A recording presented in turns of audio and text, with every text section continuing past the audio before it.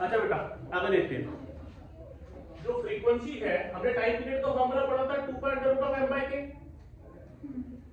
तो फ्रीक्वेंसी क्या हो जाएगा 1 अपॉन टाइम पीरियड 1 अपॉन 2 का under root of k by m। तो कोई भी frequency it is inversely proportional to square root of mass. ठीक है, अब दो चीजें हैं। पहला ऑन लोडिंग को मैं वैक्सिंग भी बोलते हैं, ट्यूनिंग फॉर्क है उसके ऊपर मैं वैक्स गिरा रहा हूं ड्रॉप से करके, तो मैं क्या कर रहा हूं उसका मास इंक्रीज कर रहा हूं। तो मास को इंक्रीज कर दो तो फ्रीक्वेंसी क्या हो जाएगी, डिक्रीज हो जाएगी। दूसरा ऑन वेनिंग या फाइलिंग, मैं खुच रहा हूं, मैं वैक्स रिमूव कर रहा हूं, तो उससे क्या होगा मास रिड्यूस होगा, तो फ्रीक्वेंसी बढ़ती। बट सर बहुत कम लिमिट से कम ये बढ़ेगी ना, तो जैसे ही बढ़ेगी बढ़ेगी तो सही, 200 है तो 200 से बढ़ के 201 या 202 या 203 वर्ष हो जाएगी। मैं रिमूव करता रहूंगा फ्रीक्वेंसी बढ़ती जाएगी।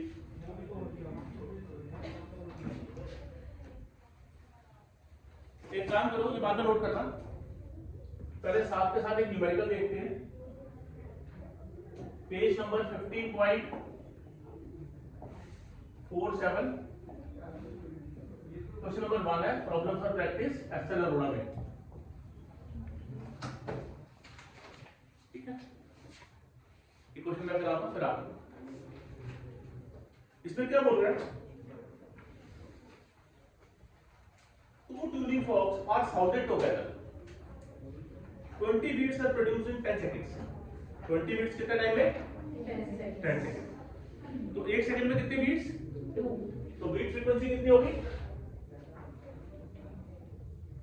Beat frequency is 220 beats in 10 seconds, so in 1 second number of beats produced in 1 second, that is called beat frequency। कितनी हो जाएगी 2।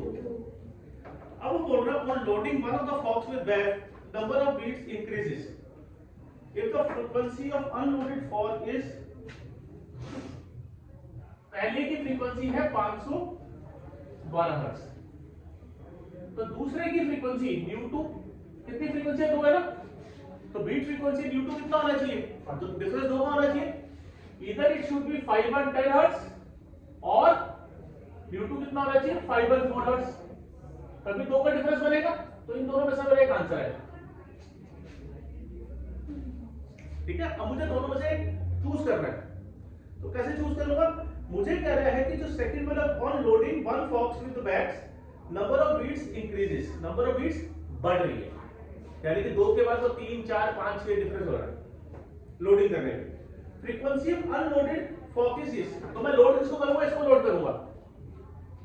अगर मेरी 510 थी तो लोड करने से क्या हो रहा है, फ्रीक्वेंसी डिक्रीज हो रही है, ये अगर डिक्रीज होकर 509 हुई 508 होगी, लोड करता जाऊंगा ये डिक्रीज होती जाएगी, तो डिफरेंस बढ़ रहा है कम हो रहा है, सर लोड फ्रीक्वेंसी वन में नहीं होगी, मतलब ट्यूनिंग को वन पे होगी। मेरे को ये थोड़ी है, मैं इसको चेंज कर रहा हूं ना, अब क्वेश्चन नहीं पढ़ा ना आपने, मैं न्यू2 को लोड कर रहा हूं सेकंड वाली फॉक को, तो इसकी फ्रीक्वेंसी डिक्रीज हो रही है, तो ये डिक्रीज होगी तो इसका डिफरेंस बढ़ेगा कम होगा, तो कह रहा है डिफरेंस बढ़ रहा है, तो दिस इज माय आंसर, तो माय आंसर इज 510। एक बार यहां भी देख लेते हैं, अगर मैं इसको लोड करूं तो ये क्या आ जाएगा 513 फिर 512, अब डिफरेंस इसके साथ डिफरेंस कम हो रहा है बढ़ रहा है, कम हो रहा है, लेकिन मुझे कह रहा है बीट लोड करने से बीट फ्रीक्वेंसी बढ़ रही है, अगर मुझे बोलता लोड करने से बीट फ्रीक्वेंसी कम हो रही है तो मैं इसको आंसर मानता हूं ना,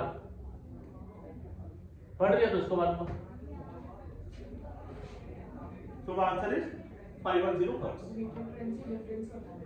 हाँ, frequency beat frequency difference in superimposing waves, frequencies of सुपरइम्पोजिंग।